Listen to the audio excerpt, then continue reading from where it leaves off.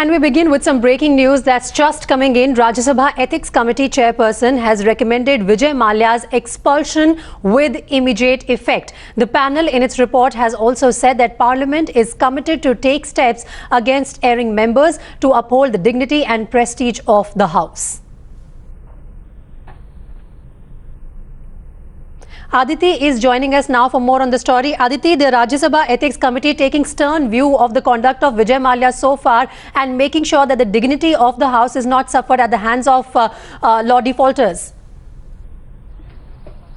Absolutely. In fact, Times Now has got an exclusive access to that Ethics Committee report, which has now been tabled in the Rajya Sabha. In fact, few pointers which are of extreme importance in this particular is this one line where it has said that the committee has observed there are more than one issue involved, such as alleged default in repayment of loans taken by Dr. Mallya from several banks, his leaving the country and the non-payment of wages to the employees of Kingfisher Airlines. Now, remember that on the 25th of April, the Ethics Committee had a sitting where they had sent a notice to Vijay Mallya that lasted for a week. He was expected to respond back as to why he should not be expelled from the House. And the final conclusion drawn by this particular committee is that having considered the whole matter, including Dr. Mallya's letter, the Committee on Ethics unanimously decided at its meeting on the 3rd May that recommended to the House that Dr. Vijay Mallya be expelled with immediate effect. The committee adopted draft report to that effect. In fact, also saying that the committee hopes that by taking such stern action, a message would reach to the general public that Parliament is committed